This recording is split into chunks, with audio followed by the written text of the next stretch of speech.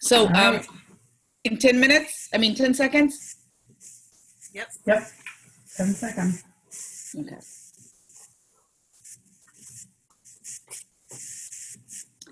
Welcome, viewers. Today we are talking with Kristin K. Collier. Kristin, welcome.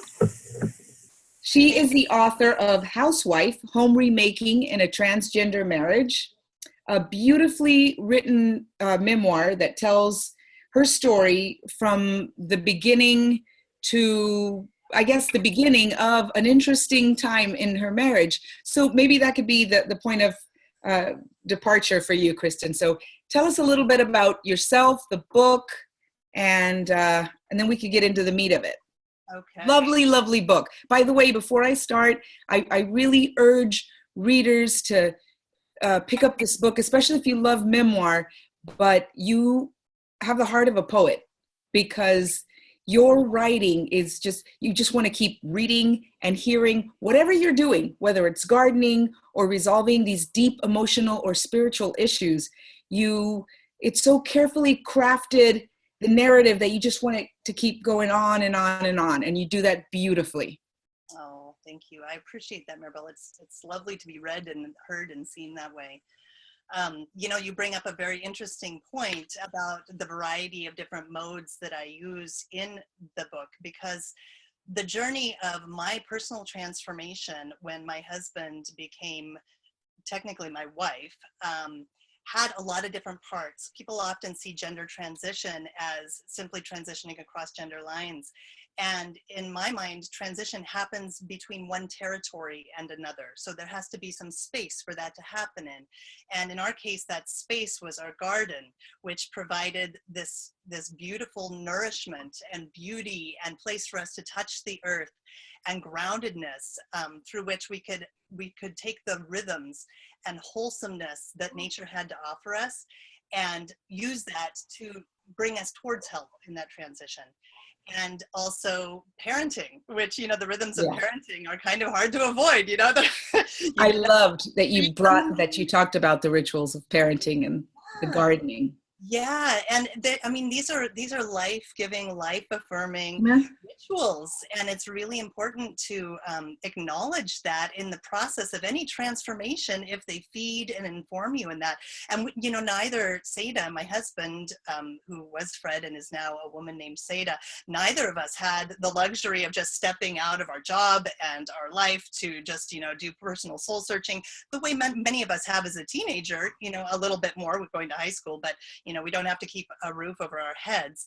And so to have that, to have all of those other pieces inform us really kind of grounded us and made the entire transition and transformation much more functional. It made us search into our hearts too, to really stay present with the process. So I actually, the book, Housewife, which I called Housewife because a lot of people don't realize that the people that you encounter at the grocery store who are housewives might be living a very rich and complex life that is not available to you by the products in their grocery cart, And so I began the book with the story of my second son being born.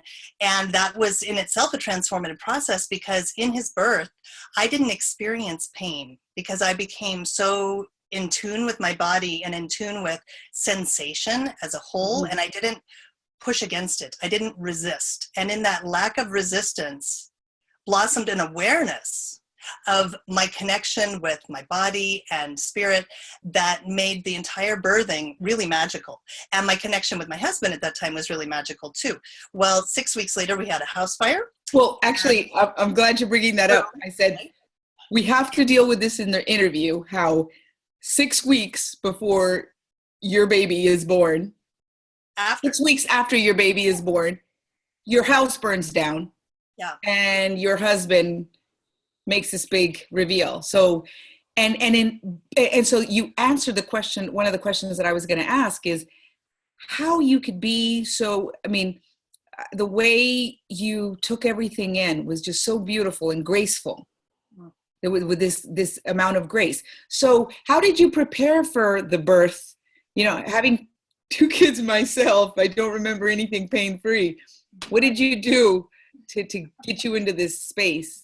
Well, it's kind of ironic because I worked really hard for the birth of my first child, and one of the images I brought into the birth with him was, that one of the dancers' feet in toe shoes, and they're all kind of scraggly and they've been working really hard. They're like duct taped on and there's pieces falling off, and it really reminded me of the beauty of the dance through hard work and grace, through strength. And I thought, wow, so I had all of these different meditations prepared for the first one and, images, and that was needed, and the first one I did struggle with some pain. I had a natural birth, but it was not without pain.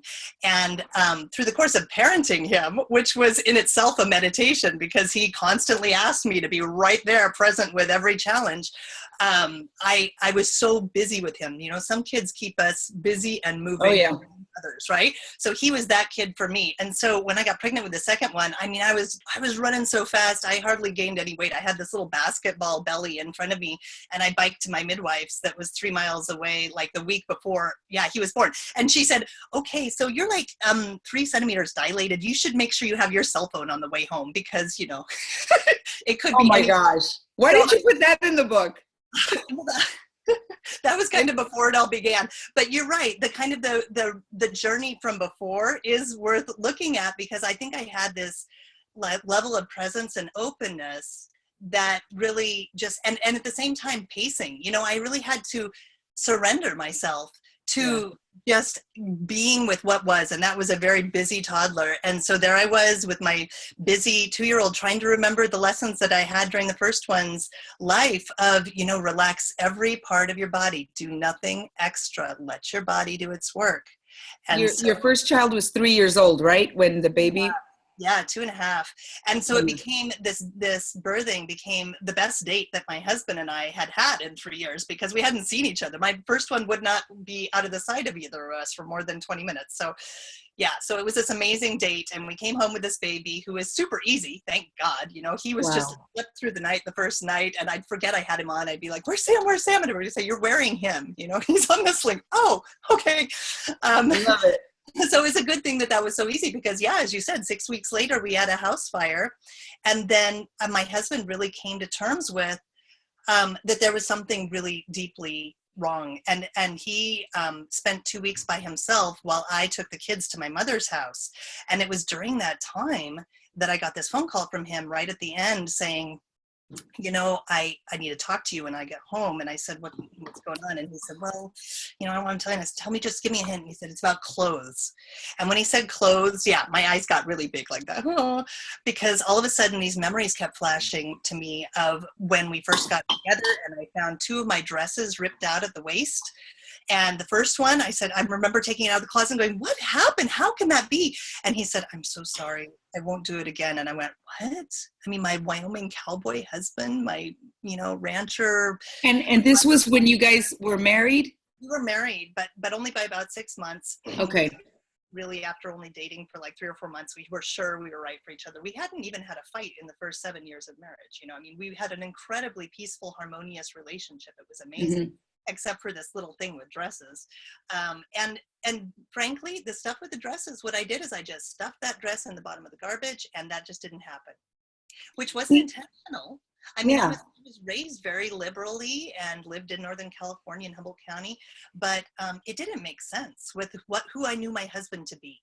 And so I have a lot of compassion for people who are in denial about things, because what happens is it's a disconnect. And if you can't connect it and it has to do with something important, then you just leave that behind and you focus on what seems relevant. And that's what I did. And so by the time he said clothes, I just went, okay. Yeah. Then he told me that he'd been wearing women's clothes while I was gone. And that became the beginning of a discussion that was 12 years ago. And it was 2 years of therapy for him to determine that he definitely was experiencing gender dysphoria and was incredibly uncomfortable living in a man's body and always had felt like on some level that he was female, but he didn't recognize that. I mean, it's very strange when that happens. He was born and raised in Wyoming. And so he was in this little tiny town, and being transgender just wasn't on the map. It wasn't in No. the paper. There was nothing. So he just thought that there was something wrong with him, that he didn't want to play with everybody else, that his identity, he felt somehow wrong Right. and yuck. And so I couldn't understand when I met this man who I thought was, Right. fabulous. He was hardworking and Yeah. stuff, and at the same time he was so soft and so reasonable and so patient. Sweet. And I just couldn't figure out how he could be depressed or annoyed with who he was. But in fact, there's this quote that I love that you include in the book where, when Sita was Fred, said, I can't do it anymore. I've tried being a man. I've been everything on my list that would make me one. I've been a soldier, a firefighter, a rancher, a fisherman, a husband, and a father. And still, I'm not me. I need to be true to who I am.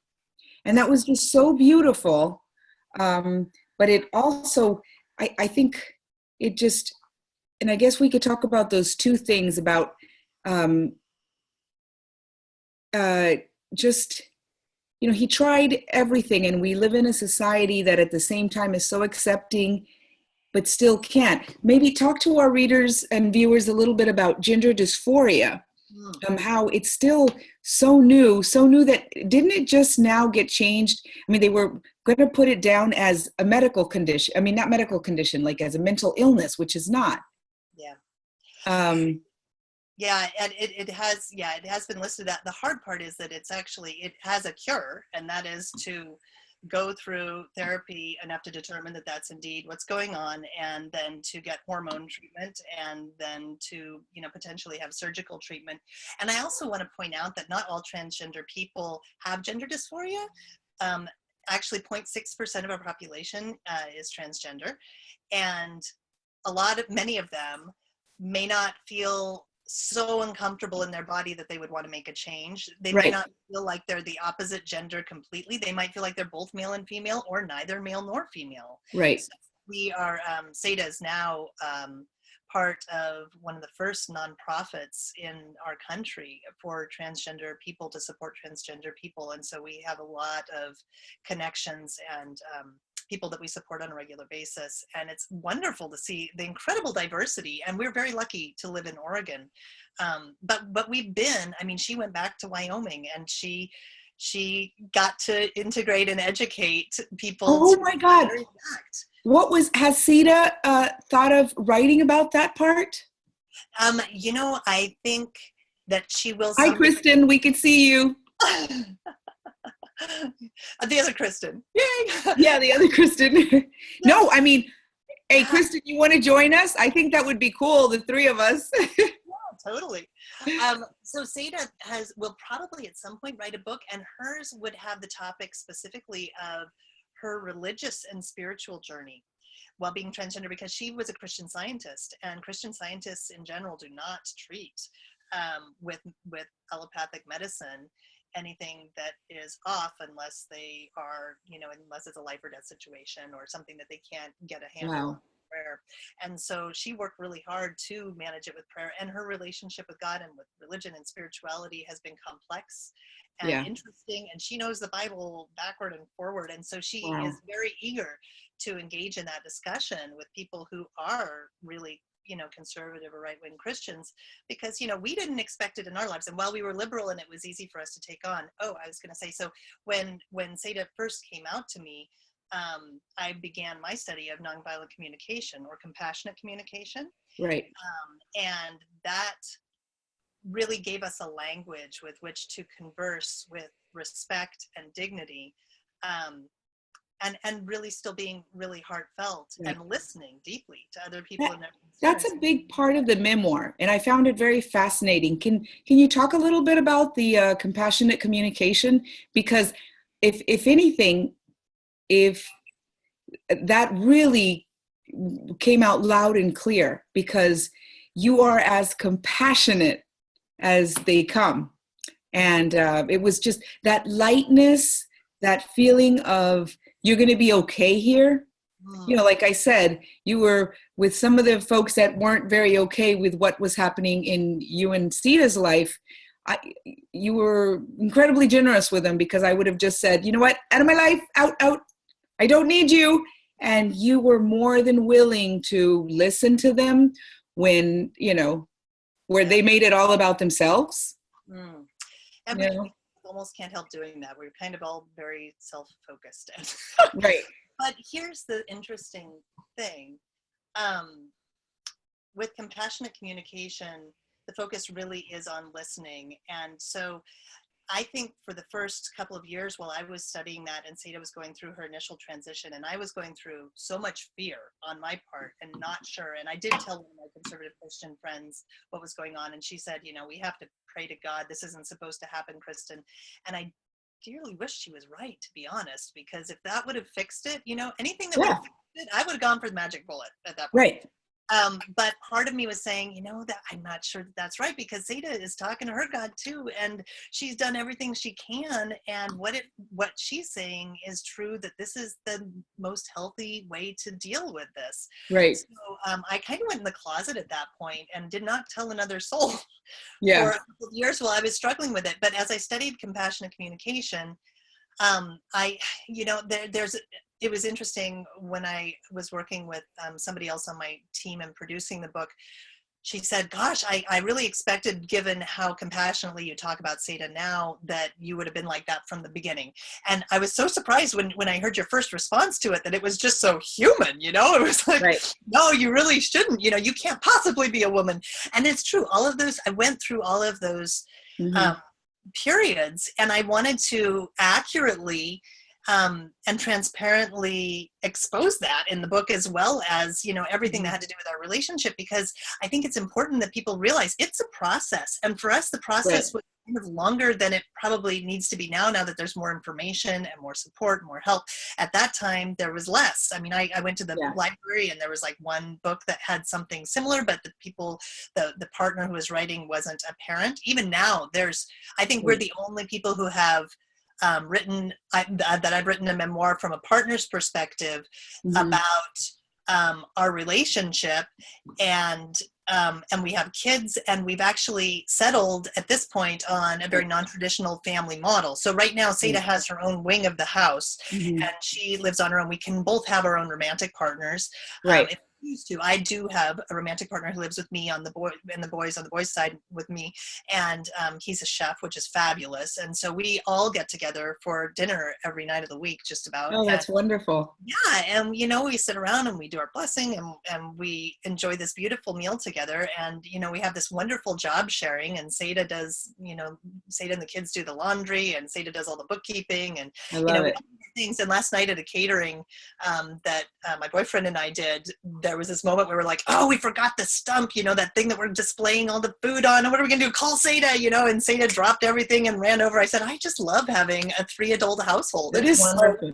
So nice. And it's great. And remind me, because I'd like to get back to, I think one of the beautiful things about your book is that it provides new models of what family means, in the same way that I think that at some point in the literature we had more books about what different kind of families look like, the stepmom, stepdad, stepbrothers, stepsisters, and you know, and that's just now par for the course, right? But one of the things that before we get to that, is because you were so compassionate, and I think that some of us who are more open-minded, who honestly, unlike maybe some of our maybe more conservative or Christian friends who see it as that's not God's way, that's for us, it's like, you know, we want our children, our loved ones to be as authentic as they can be, and we're going to support them no matter what. And I think that sometimes you will, those of us that are that open, you will support them no matter what. And I thought, especially for you, you were so compassionate. Did you ever feel cheated out of that resentment phase? And I want to be angry, but you don't want to, but because, you know, that would mean like, I guess everybody's a little bit homophobic, but I think that the hardcore homophobes would be like, I was just screwed out of this. Whereas some of us are like, you want to embrace your loved one and support them the way you did. But then there's that part of you that is grieving for the husband, for Fred, who is now Seda. Yes. And that was very real. And again, like I said, you were so generous and so compassionate that when you did say little things like you first saw him dressing, up for the first time, you had that gag reflex because that's part of the grieving process. And that honesty was just so refreshing. And especially because by the time we get to that, we know how compassionate you are and how open and how caring you are for Fred, now Sita, that, but part of me feels like, God, Kristin really didn't get to say, you were just, it seems like you were constantly thinking of Sita. That's interesting. It sounds like what you're really wanting to know is that I was able to experience and express myself really honestly, like with radical honesty. Totally. Right. And that's an interesting thing with compassionate communication, nonviolent communication. I was able to find that place, and it was through translation. So this is how it works. So, for example, if I saw Seda dressed in women's clothes, and she had a beard at that point, so I was even using the male pronouns, and right. We weren't fully integrated that she was a woman, which was part of the challenge and the confusion. In my head, there would be that jackal, like, my gosh, this makes me sick. He's ruining lives. And, and this is horrifying. How can he do this to me? Okay. So that's what we would call the jackal thought. That's like the initial hot off the press thought. Then I can translate that, because that's not actually real according to my real feelings. It's actually rating as that. But if I translate it, I see that I have anger based on a thought. And the thought is that he is doing this even though it's hurting me. He knows it's hurting me, and he's going to be selfish and do it anyway. Right? And that's so painful. And when I think that to myself, I feel so sad and confused, because I want clarity about who my husband is and who I am and what our relationship is, because that's not the way I saw it, and that's not the way I experienced it. And then I have this like sick feeling in my stomach that's like really like deep grief and sadness, thinking, well, did we ever have a relationship if this is where we are? Did we ever have a real true love? That's so sad to think. And it's confusing. And when I'm confused, I realize that I'm not even connected with myself. I don't even know exactly what my needs are. And that's terrifying, actually, because then I don't even know, I don't trust that I can navigate anything coming up. Anyway, because I don't know that I have the resources in that moment. So what I did was I just translated and picked apart those feelings that were underneath that judgment, which is a lot more interesting to me than the judgment, but it's very honest. Well, it was only after reading your book, because, as a super liberal mom, I always tell my kids, well, if daddy ever says he wants to wear clothes, I'm going to be like, sure, let's go shopping. But after reading your book and realizing he really is going to be someone, I'm still picturing him. And then even though I'm like, yes, be you, you do you, then he's no longer the person that he has been to me. Then it hit me like a rock, So it was like, oh, wow.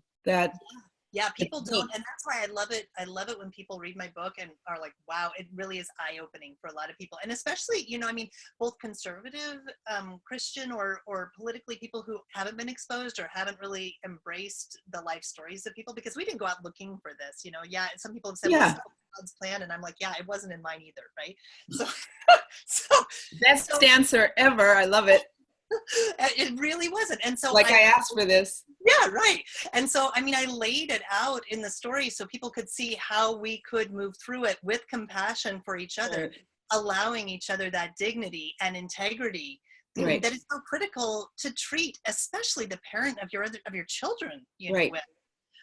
And so I would never advocate that people would, stay together in this situation or any other situation where there's a challenge that comes up, but if they could greet it with an open heart. That is what I would really advocate for. And what I offered was a process of what that could look like. And so I'm really glad that you pointed out when you were talking a few minutes ago about, what a challenge it was, because I think it's important to note that this is a book about transformation when some major roadblock hits a relationship. And ours happened to be about a transgender partner, but it could be about somebody having an affair. It could be about a child born with disabilities. Or a child's death, or death, you name it. Any of those things can break up a marriage with lots of horrible feelings towards each other because there can be lots of judgment. As soon as you go down the road of that anger, and that self-righteous, what you're doing is making a wall and saying, you're them and I'm us, you're other. And as soon as you do that, you can't have the sense that we're we and we connect and we have the same needs and feelings. Right. Well, and the other thing that was really interesting is the first thing that comes across in your memoir is the love that you two have for each other. I mean, you really are soulmates. It is, and you said that right before your second child was born, you were in this really magical place where, some couples may not be, right? Some people get divorced 6 weeks after, for completely different reasons. But you guys had this amazing connection. And so I think that could go both ways. It could go, you're incredibly in love, and then you find out, all right, this person is not the person that I thought they were. But in fact, when we did the print interview, your book had just been published for a month. And I had asked the question of, how had readers responded to that? And then, and now, it's been 9 months now, maybe? So I would love to know I'm sure because you both of you had so much respect for each other and there was so much love that you wanted the best for each other. So I think that it was easier to communicate compassionately. But have you heard from other couples who were not in that ideal space? And when the shit hit the fan, it didn't do it as gracefully, Yeah, that can sure happen. And it's fascinating to me that I still hear more from transgender people themselves about what a kind of a life-saving book it is for them than their partners. I have heard from a couple of partners, but in general, often the partners are not ready to step into the fire yet. And I understand, because it took me, looking back, you can see in the book, it took me a couple of years to come to terms with it. When you were talking about thinking about your husband and if he, suggested that he might wear women's clothes. When Fred first was wearing women's clothes, we didn't know for sure that he wanted to be a woman. So I was in that gray area of okay, I'm embracing this because you got to be who you are, but I'm really worried about this too. And what does this mean? And so we both sat with confusion for a long time. And I'm hoping that now that more people are telling their story and more information is out there, that transition time is a little bit shorter. But that having been said, there's, sometimes change happens and we just dig in our heels and we are not ready to go along with it. Somebody was talking to me recently about their wife just wants to stay home and play the piano and not go out with her friends, and she's just kind of in denial that this is happening. And often the trans people themselves are telling me it's so helpful for me to read your book, Kristin, because I can see then what it could be like from their perspective. And it's just removed enough from their own, kind of tragic situation that they're going through that they can get a lens on that, and it helps them to come out of their very intensive self and soul searching process to go, oh, but the interesting thing about that soul searching process is that they are already really close with their heart and their feelings and their integrity. They are working it day by day. And I think that's why they're the ones who come to me. Their partners are not necessarily that engaged with their emotions. It was very lucky that I happened to be in the place that I was when my second son was born. In fact, I was just backpacking with my older son just the other day. Mm-hmm. And I was celebrating and telling him how grateful I was that he was such a challenging kid for me to parent. He needed so much presence and so much. And I said the gift that brought was that I went out and learned nonviolent communication so that I could cope with my anxiety. And I had been raised in a cycle of domestic violence, actually. So both my parents and my grandparents and, probably further back, I knew that there'd been domestic violence and I wanted to break that cycle. So at the point where I was getting anxious as a parent, I started studying nonviolent communication. And so I was well prepped for when my husband wanted to be a woman. It was a totally different thing. Yeah. Well, I think I also think that you're such a gift to us because it takes certain people to write this, to be in that place, to be able to communicate it and to do it so beautifully. So thank you, because you are a gift to us all. And so speaking of the kids, and before I forget, I do want to talk, because in the book, Compassionate Communication, how do you even find out about that? Because it sounds like something I'd like to know more about. But your children seem like these wonderful kids, and it just went seamlessly. Talk about that, because it seemed like they were just going with the flow because they had two great parents at the end of the day. Yeah. Well, and the two great parents were mostly great, I think, at that point because they had processed through their anger, frustration, and fear. Really, I mean, at the root of all of anger is usually fear and grief. Fear. One other thing about the grief is that in the grieving process and in Sada's transition from male to female, and we tried to make it work for a while as a couple of women, and it didn't work for very long, but it was worth a shot. We had to know that wasn't going to work, and so I'm glad we did it. But the grief that I have is that my husband is dead. I mean, I am very fortunate to live and parent with my parenting partner, who is like his sister, but he is dead, and many of the mannerisms that were my husband's and the feeling that I had in my relationship with him, our marriage, is dead. We're technically married on paper for the purposes of taxes, and that's what you conveyed in the book, that after romanticizing that kind of like, okay, if this went down, I'd be the cool liberal person saying, yeah, let's go shopping for dresses. Right. But when you described the death of that person and the person whose mannerisms you fall in love with, jokes, oh snap, that's when it hit. Yeah. And there's a huge amount of grief in that, for sure. And when we told the kids, we had been through that 2 years of her being in therapy, and I had come to terms with, a lot of it was just really, we had to sink into the trust that we would be able to handle whatever came down the road with compassion for each other and for ourselves. And that's Did the kids go through that? Well, were they too young? Well, what happened was we came to that by ourselves without including them in the process, because the process was very, rocky and mucky and gray. Right, and they were babies. And they were a baby and a 2-year-old. It's a good question. Would we include them in the process if we probably, knowing where we are, we probably would have included them in the process if they were older. We knew that it was a gift that she was transitioning while the kids were very young and they weren't doing searching of their own then.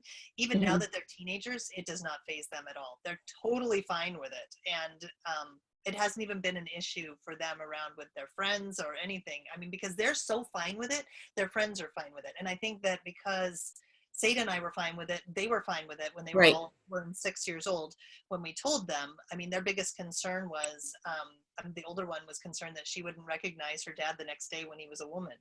And Sada was like, well, I love that you have that part in the book where you say, as soon as I find out, we all go to the library and we come back with books about dinosaurs and transitioning.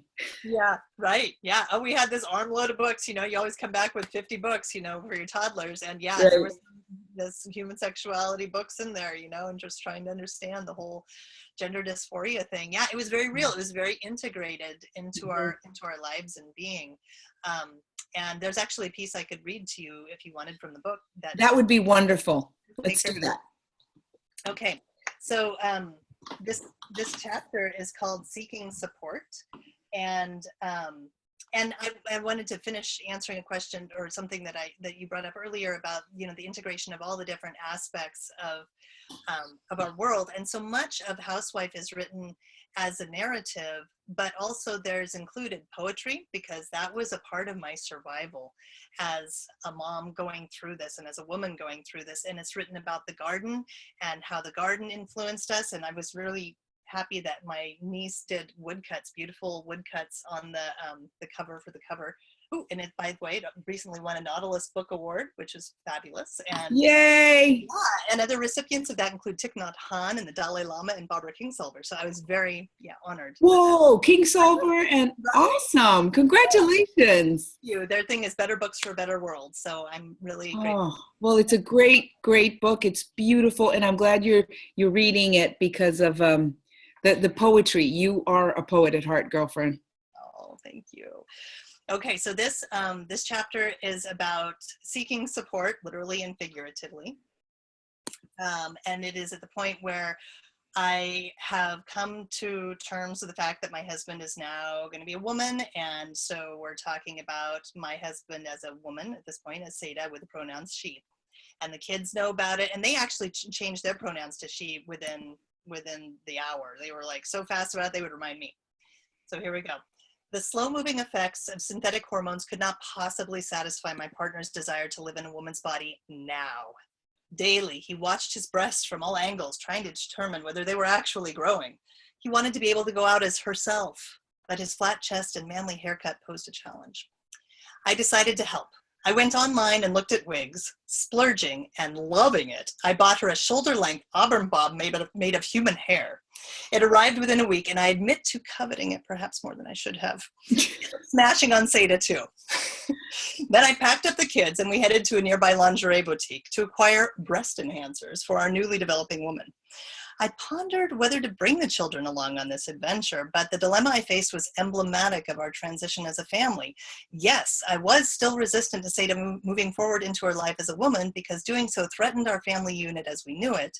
And at the same time, Seda had been my husband of nearly 15 years, and I daily lived the vow of supporting her. As a stay-at-home mom, my life's work centered around serving my husband and children, and I was rarely without one or the other. How else was I going to go breast shopping during business hours except with the kids? Within the scope provided by Trans Family Spouse Yahoo Group, which is a fabulous Yahoo group, which was how we learned how to support each other, online back in the day. Our transition had normalized in my mind to some degree, and this accepting perspective was the one that I wanted to offer our children. That was really important, right? To show them it was healthy and normal. So as a surprise for Seda, we set out to procure a veal cutlet style of silicone breast enhancer.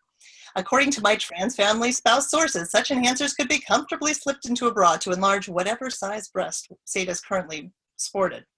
The boys and I opened packages, poked and prodded at the clear jelly-like pancakes. The proprietor appeared and offered her help. "You are looking for a particular style of enhancer?" she asked. For yourself. I looked down. Yes, I could see her point. "No," I said, "it's for a friend." "Ah," she said, and I was thinking fast. Who was this friend, and what were her circumstances? Why hadn't I thought of this before? "If she's losing a breast," said the proprietor carefully, "then you may choose whatever style you think she would like and exchange it if it isn't working for her later." "I see," I said. "That's nice that you have the exchange policy." "Only for a woman," she said, looking at me intently over the top of her reading glasses. "Sometimes it is necessary, but we don't exchange as a rule because sometimes these are purchased with other intentions." She nodded slowly at me. What's the difference? Her drift. She was speaking of my husband, of course, right? So I lied. "Yes, I'm sure my friend will appreciate these. It's just what she's looking for, I think. We'll know for certain later when she's further into recovery and can use them." The kids were feeling up the silky sleepwear and didn't seem to notice their mother's blushing stumble from integrity. How could I walk in alignment with my values here? This woman's policy explicitly discriminated against trans women. I was not going to admit to buying breast enhancers specifically for a trans woman because we lived on one salary. And if these $60 falsies didn't work for my husband's purposes, I wanted the exchange policy to apply to me too. Heck yeah. I was scared. The shopkeeper's response to the needs of trans women became a frightening example of how this population, how we could be treated in coming months and years. We weren't even out of the closet yet, and the world already passed judgment. I kept my receipt. I love it. I love it. Wow. It was very real. I mean, it was very real. And I have to say, the aspects that are comical, that's kind of what got us through this whole thing. Yeah. And we do look back and laugh at it, and we laugh even now at, how how funny it is to be doing something that is completely against the grain of, you know, mother culture as we see it. And it is changing though. I mean, and that's an important thing to note, is that we have records of trans people going back through history as far back as like the Stone Age. And we have it, you know, it's widely diverse. It's in all countries and all places, and in many tribes and in many cultures, it is accepted, and there are words for the different pronouns and different gender expressions. So, you know, it's an unusual place that we're in America, that it seems so odd. It's totally within the realm of normal, but it's not typical, and it's not something that can be outrun. I mean, it's in the public eye much more right now, and it's not. It's the natural flow of things, and you can't stop the flow. So while we might have boxed gender up into, you know, into binary male and female for 100 years or so, it can't last. Right. It's not natural. One of the things I wanted to ask Kristin, especially now that we have more than a month since the first time, you know, we communicated, it had just been out so recently. What have you heard from folks who came out as transgender much later in their lives? You guys were a fairly, you know, I mean, you weren't a new marriage, but you were young. Both of you were very young, and in 20, you know, coming out like in the last 10 years is easier than in the last 30 or 40. Have you heard from people who found out 30, 20, 40 years ago who didn't even have that option, but who kind of knew, you know, like, you know, the spouses who found that their dresses had been worn, or found, you know, the intimate, the lingerie that they knew didn't belong to another woman or themselves, you know? Have you heard from any of the people who maybe said, God, you know, it's great to hear this perspective after so many years? Well, and it's kind of funny, because back when I was a new bride at age 19, I remember sitting and having a cup of tea in the morning and reading Dear Abby, which was how we got our grown-up advice at 19, right? Married, right? And you know, and it's funny because I swore I would never get married, but I just met this amazing guy, and I just couldn't help myself. So at any rate, I remember reading a Dear Abby about a woman who discovered her husband had a pair of high heel shoes in his suitcase in the closet, and she was like, wow. And Abby said, you know, if everything else is great in your marriage, sounds like he's a doctor, you're well supported, lock him back up, don't say a thing, you know, don't ask, don't tell. And so I, you know, that was my earliest like education about what to do. And so no wonder I hid those dresses. I mean, I didn't even connect those two at the time. That is so interesting that you didn't put that down in the book. I know, you know, it's one of those things that, I mean, again, it's like, it should have been in the prologue. Yeah, right? Just lock that stuff up. So, right. So it is interesting that while there are many people who find it much easier to transition now, it is also true that Seda in Transponder just last week came home telling me about like almost 70-something-year-old woman who had always, you know, been referred to and seen as a man, and she said that Seda said this woman just, you know, cried. This trans woman just was crying and saying, I can't believe what a relief it is to be seen and heard the way I see myself. I have waited my whole life to find somebody I can tell this to who's going to see me. And to be that scared for that long takes a tremendous amount of tenacity and you know, love for the people around you, and fear to hold on to life. And one of the things that we know is that the 2015 transgender survey said that 40% of trans people had attempted suicide or thought of attempted suicide. And that's what's so painful. Yeah, that's up from 5%. So a lot of those people you're referring to, we simply wouldn't hear the stories from. Right. And that's really sad. So more and more people are coming out with their stories. And that's why I really celebrate what you do, Maribel, in talking with authors and in sharing stories, because I strongly believe that those stories make it possible, as we were talking about the gardening, for people to open their minds and their hearts to other realities so we can have those shared realities. And that can save a life, because people do what they see their neighbors doing. And if some of my neighbors had known people who are trans, and interestingly, some of them have come out since us, you know, and actually, yeah, what a trip, right? And our neighbor right next door came out as being gay after being married for 10 years. And she was like, you know, we're trying to use your family as a model. We want to stay so connected. And I was like, what? Wow. But it's amazing how restructuring, as you said, restructuring family is a sacred thing, you know? Continuing to see each other with love and radical honesty is a sacred, holy thing. And we need to support each other through that process. And the more of us who know of other people who've gone through that process, and the more of us who read books like Housewife that really detail that, what that process can look like, we get a sense in our bones of, okay, it's possible, and I can try this. The same way with birthing. And I became a birth doula after that second child was born, because I thought, well, you know, people aren't telling enough positive birth stories. And so positive birth stories were what I was envisioning and holding when I birthed. Have you considered writing a book about, you know, being a doula? You know, it would be, I think in a way, this kind of Housewife kind of is. It has so much birthing metaphor through it. And it's about this, you know, being able to let go and just not resist, just surrender ourselves to the process and trusting, which is not easy to trust, but the big part about trusting is to really be honest with what we're experiencing.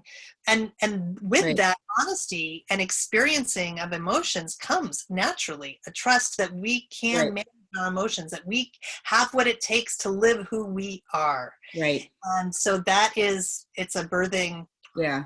And let's talk about that. It's funny, when I first, you know, I mean, as soon as I heard about the book, I said, I can't wait to read it. But Housewife, when I think Housewife, even though we, you know, many of us are, Housewife, when you think of the Donna Reed Housewife, and, you know, in the apron and looking perfect and kind of very traditional, was that strategic on your part? Because, you know, before our interview went live, we were having a conversation, and one of the things that I was telling you is how you have a friend in the book who is more conservative traditionally, and you were so wonderful and sweet and generous in I mean, talk about that compassionate communication in ways that I wouldn't have been so compassionate. And you know, you said something about, I think when people say, well, it's not in God's plan, and your reaction was, well, it wasn't in my plan either. It's not in your plan either. When you married Fred, you had no idea that Fred would be Sita, and Fred, you know, before Fred was Sita, prayed just like everybody else. You know, so and I think that that's so powerful. And it's so, I guess, where am I going with this? That kind of, when other people, when you do talk to people who say, well, it's against, have you ever talked to somebody that said, well, put yourself in my shoes, what would you do? You know, what are we looking at here? I have the compassionate response, and, you know, I'm still involved with my partner, you know, in a way that's just beautiful. And I mean, and that's why the Housewife and remaking of a marriage is, you know, so beautifully done. You're bringing up your family. Yeah, and it's interesting because we never actually said to each other, we're going to stay together no matter what. You know, after she transitioned, she had the generosity to tell me, look, you know, this isn't what you signed up for. And I understand if you don't want to stay for it. And we didn't know whether she would still be attracted to me if her sexual orientation was going to shift at all. We didn't know that I would be attracted to her. You know, none of that was clear. It was really a very scary time. So, yeah, just what we had to do was really just be present with every moment as it came. And that's what we continue to do as it comes. So I don't know, where it's going. We just have to wed ourselves to the process. Right. This is really interesting. One of the things, when I was preparing for the second interview, I was looking at some of the literature, and I used to work in academia, and actually I think that's why I love memoir so much more, because memoir reaches more people than academic journals. But I was reading an article that talked about wives who stay with husbands who transition from male to female, and it was like a thematic analysis, and again, it was like, this heavily kind of academic jargon. But one of the things that the couples that they were interviewing were addressing was the women were rethinking their own, a lot of the women were thinking, oh my gosh, am I attracted to women? And it got me to thinking of the whole sexuality and the fluidity. When I think of my two teenage girls who talk about the way, when they talk about sexuality and their friends, and it's just not as rigid, it makes me so happy that they have. Other parents might freak out, but for me, it's just like, well, I'm glad, because it's less kids, like you said, that 40% who are thinking, I'm going to end my life because it's just not a way that I'm supposed to live or be myself in this world. But I was thinking of that situation where these women were in a position where, because they married this person whom they loved, and they stayed with them, right? And those that stay, that stayed as a couple, and they're living as, it's no longer women and man, but woman and woman, but they loved, this is the person they loved. And then so it was almost like a fluidity by default, or, know what I mean? Right. And if there was, if there isn't a more honest way of saying, like, this is the person you've known for 15, and in some of those cases, I think there were 4 or 5 couples that had been together for more than 30 and 40 years. Sure. So when they did come out as, I've had gender dysphoria, I've always, felt like a woman, it's that same person. It's a person you fell in love with. Totally. Yeah. Totally. And that was why we tried so hard to make it work for us sexually too, Mm-hmm. and just like there's a wide range of, gender between and around the binaries, male, female, both, neither. The same thing is true with sexual orientation. And right. So there's hetero, homo, bi, and then there's even what they call pansexual, which is right. I don't care what the gender is, I'm in love with the person. And I really hope right. that's there. But we all have to live our truths. And that was right. a real irony for me to discover what it meant to be true to yourself, the way that Seda right. was true to herself. Because here, within a year earlier, I had asked her, can't you possibly just stay a man so that you can remain my husband and the father of our children, and we can still be together and, have all this wonderful life that we have? Because I really was terrified that her transitioning would risk not only our relationship, but I really actually had a lot. I'm college educated. It wasn't like, I jumped into being a housewife because I didn't know what else to do. I actually really enjoy domesticity. And in the book, I talk about urban farming and sustainability. And I studied these things, and I studied health and wellness and all of the different things, from a naturopath perspective, homeopathic perspective, all mm-hmm. of these things fascinate me, and they're really all part of managing a household. So right. for me, that's a divinely important job. Thank you. Yeah, totally. Yeah. And we have to be so creative, and people don't realize all of the creativity and effort that can go into that, and skill, Mm-hmm. So, oh dear, now I've lost track of what was the question. Well, actually, I lost track of it too, but you made me think of something else, where you were talking about I think when I was reading these other examples, because there's so few in the literature, whether it be memoir, fiction, or in the academic journals, where you talk about, the couples or what happens in a marriage when somebody's transitioning. And you had what made, I think, the memoir, again, so fascinating is your writing style, which I loved. But you had a lot going. I was learning so much.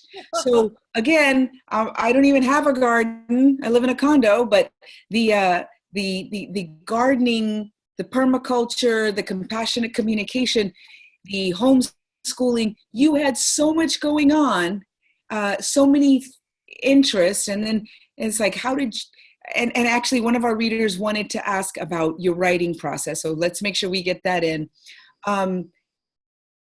And I think that when I was reading in these other couples that they didn't have much, I was wondering, is it because Kristin had so much going on, so many, creative projects, that it was easier to deal with such a life-altering,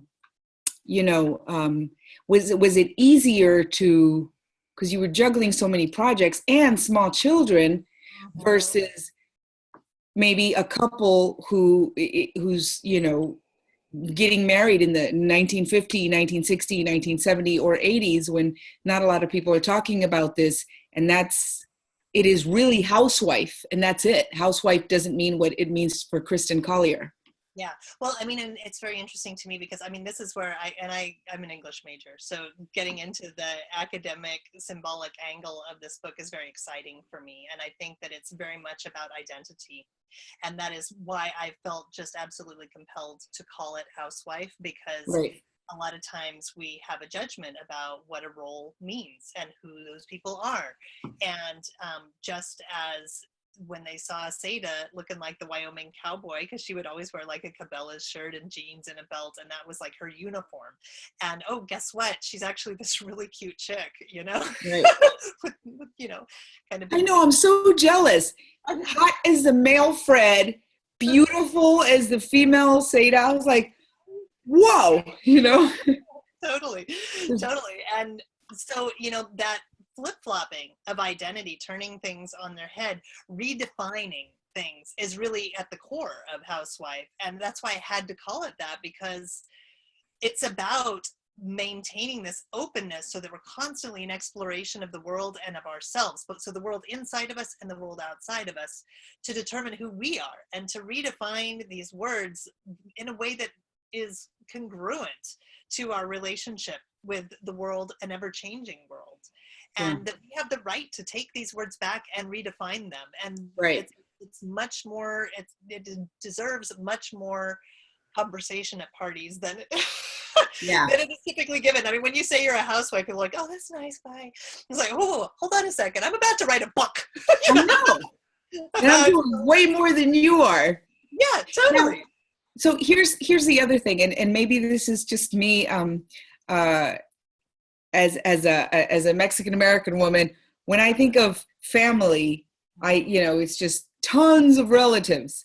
And if that were to happen in my family, it would be really interesting. Like, girl, did you hear about?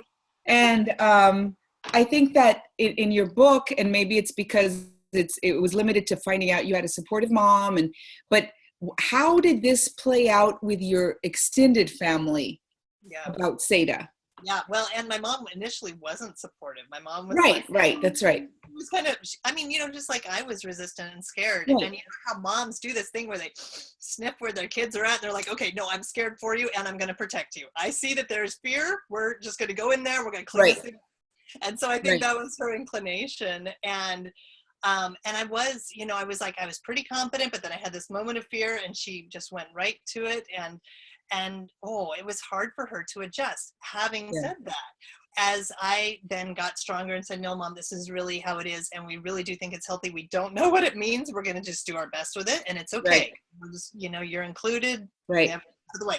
And over the course of the next few months, she really corrected her position and became quite excited about supporting Seda in That's wonderful. being a woman on the outside. So she was loaning clothes and giving makeup tips and, coaching her, which was really sweet. And there's a point in the book where it says that, she told me, Chris, I have to tell you, I just like Seda so much more as a woman. I really just never got behind him as your husband, which was true. She always had some resistance to him as a man. But as a woman, she's just so nice and funny, and I just love her. It's so interesting. What do you think? Point, right? What do you think was going on there that the gender identity made her more open to that relationship? More accessible. And I think More that is accessible. a huge thing that happened is that when Seda became true to herself and in her own integrity, she became emotionally available to our children, to my extended family, and thank goodness my mom had an open enough mind, eventually to grasp that. And I hear that she would tell her friends, oh, I have a story to tell. So, your daughter's. Oh, I love it. Wait till you hear what my daughter did, So there's a little bit of, cultural. I love it. In the story. And that's cool with me because, you gotta tell those stories. You gotta get that out there. You gotta normalize it, Right. However it happens, you go for it. And she had so much love for us and for the process and so much respect for it in the end. Mm-hmm. My grandfather, I didn't tell for a long time because my mother was really afraid that he wouldn't be able to handle it. He was old. It was going to kill him, and at a certain point, I realized that the amount of hiding that I was doing from him just wasn't in my integrity. And I was actually avoiding him. And I thought that's not good for our relationship. And like you said, having a big family, having family around is really important. Right. I want to at least give them the opportunity. Yeah, I forgot about that part in the book. Tell us about what happened. Yeah, so I called my grandpa and I said, Grandpa, I got to tell you something. And he said, yeah. And I said, well, Fred actually has always felt like a woman. And so he made a change about a year ago and is now living full time as a woman. And we're still, in the same family together and we're making it work. And I don't know exactly what that's going to mean for the future, but, she's really supportive of me and the kids and says she always will be. And I think that's true. And I am of her too. So I just wanted to let you know that. And he said, yeah, well, honey, things happen like this. You hear about on Oprah all the time. And I love it. I'm proud of you for just working with it. And I just know that, you're just doing the best you can always for you and the kids. So, and I was like, what? I had I love it. I love it. And I thought, well, really, why hide it from this guy? I mean, it is not respectful to him to think that you haven't been around the block enough time to know what this is about. I mean, let's face it, just because people didn't come out doesn't mean that they weren't transgender and that people didn't deal with this on some level. All of us really ultimately know somebody who is, whether they're out or not. And so I think it was fine. And we had great connection after that. So I think that. No, I remember reading that part in the book and it was just so touching.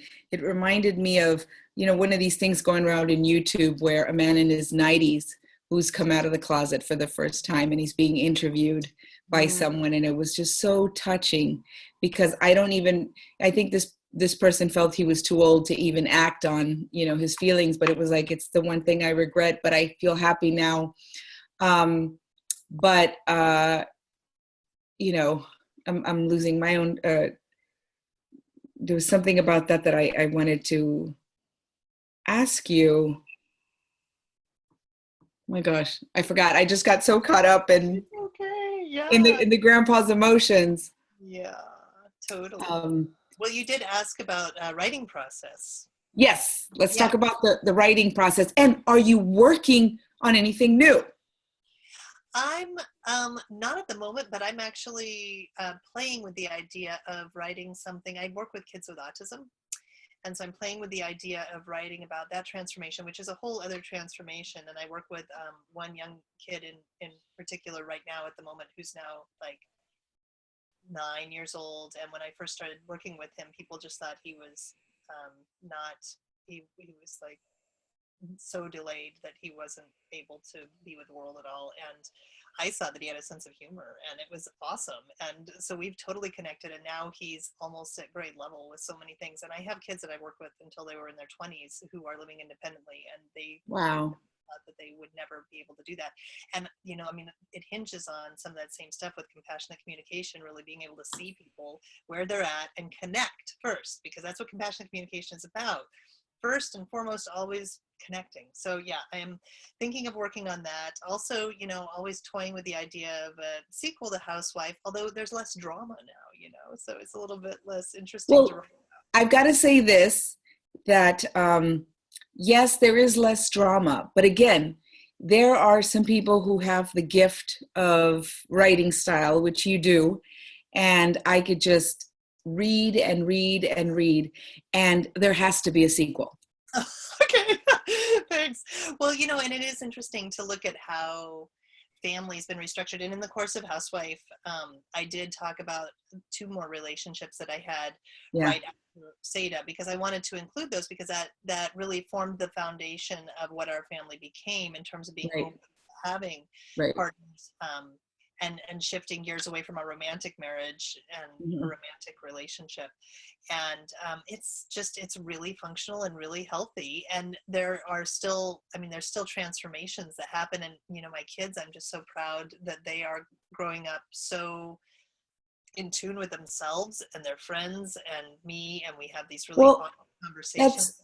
I think that's where I'd like to see that sequel, to see how you have remade family and how, okay, some people do make it work when there has been somebody who's transitioned and they stay sexually attracted, but not everybody does. And what you have is a model, the one that, I think that if that were to happen in my family, I'd want to keep my husband in that wing as my wife, because we have these children, right? Which is what you have. And it seems like it's working. I mean, our audience doesn't know this, but before we started, you said that Seda is out there working in the garden with the kids. Yeah, they're hauling chips. It's fabulous. Right. So I'd love to hear about that. And so what if it's less drama? I think sometimes it's just that every day, that you want to know, can it be done? And the more we read about it, the more it becomes, I think the less we'll have of this 40% of people who feel that the only real and healthy it becomes, because people don't, and that's a really sad thing about transgender people in general. There's so many doors that are closed to them that they often become unhealthy in themselves because of trauma that they experience from our culture. And then unnecessarily. It is unnecessary. It's hugely unnecessary. And then unfortunately they're seen as not being healthy, and it's not their fault. It's because of what's happened along the way. So but that does come back to the writing process as well, because when I started writing about my day-to-day life, I wanted to capture that stuff that you're just talking about, like the grist of how do you live NVC, because I've been teaching nonviolent communication workshops for about 12 years now, 13, I think.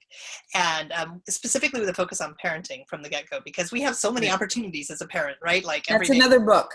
400 opportunities. Yeah, it's true. And so I wanted to, when I went to my workshops and people would say, well, that sounds really good. And, you tell a good story and I can see how these pieces are supposed to work together, but I want to be a fly on your wall. I want to see the really juicy and the messy stuff. And so I started my blog with stories like that. And thank God I did, because, there was so much going on during that period, which is early Housewife period, that I forgot that a lot of those things happen. As I go back and read it, I'm like reading about somebody else's life, like, that's amazing. The time the bees, we were keeping bees at. Right. So were you journaling all this time? I was journaling it on my blog. I mean, I blogged like hundreds of, of posts about. What year did you start blogging? It was probably about 10 years ago. Okay. It was about 10 years ago. So it was about, 2007, 2008 in there. Okay. I'd have to look to see for sure. But yeah, it contains many of the same things Housewife had. In fact, Housewife has a couple of blog posts from that, but it definitely contains nature, my experience with the bees, my experience with the garden, and NVC with the kids, with, really specific, detailed conversations. And I write a lot in dialogue. And most of the posts, if not all, the kids okayed. And I'd read them to them. They're like, yeah, sure. If that would help someone else, that's great. And I just always want to be really honest about it, because, the bumpy stuff happens. That's life. Right. And so I wanted to include that in the memoir. I kind of expanded it. And the interesting thing, when I went to write the book itself, I had just broken up with the second boyfriend that I had in Housewife, and I had some space of my own to sit and think, and I just sat down and I wrote the first chapter, and then I wrote the what's called the final chapter. I wrote both bookends, and then I just filled in the middle. And it's really crazy, but it was such a graceful process because I didn't have a lot of time. I really didn't have a lot of time to sit and write and get things right and hash over and over because I had so many other things going on. And so it kind of had to be pretty much there from start to finish. So there was, I threw out some stuff, but not very much. And I had a professional editor and stuff who went through, and we went through together, and at the very last minute I threw out the most stuff, probably just because I suddenly had this vision of what needed to go. And even in that process of throwing out stuff, it was very spirit led. It was like I asked for help in determining what was not necessary, because I knew that it needed to be tighter, it needed to be more who was your biggest cheerleader? Because Seda. I know that, Seda, absolutely, Seda. It's wonderful. Seda was the biggest cheerleader, even though I give her so much credit because, a lot of what I talk about was painful for her to recall. And yet she was like, but it's true. And that's the same thing my mom said about stuff that I wrote about my time with her. It's true. You got to tell it. Because I know my gripe is with that. I think that was it a Yahoo group or a support group that you had online? Yeah. And you said, I think I should write about this. And they said, we don't think you should. I was like, oh, no, they didn't. Yeah. Oh, yes, they did. And I was furious. Yeah.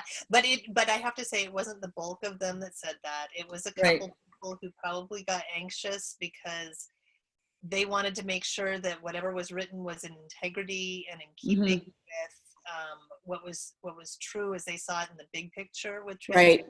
Right. No, you're right.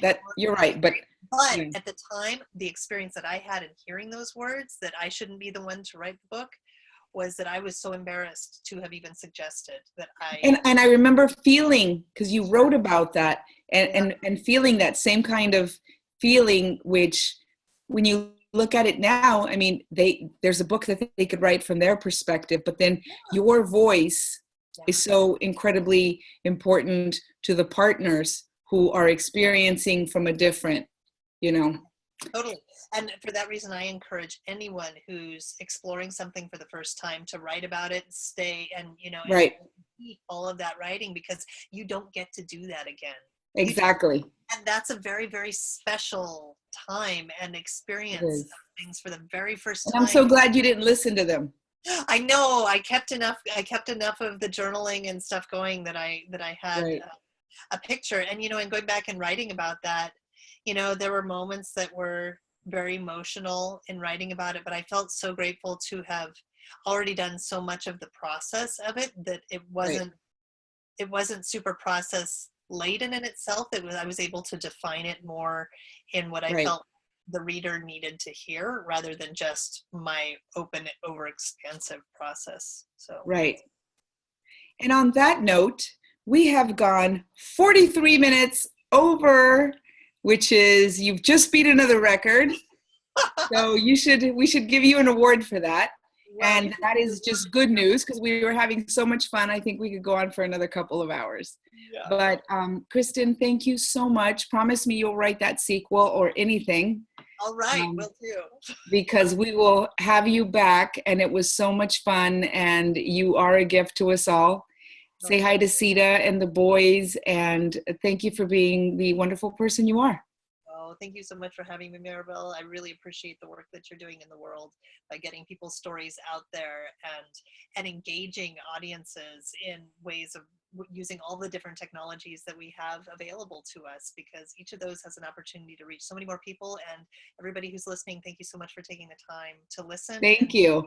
And Kristin Jacobson for making it all happen. All right. Bye-bye. Thank you so much. Book Club Babble. Bye-bye. Bye-bye.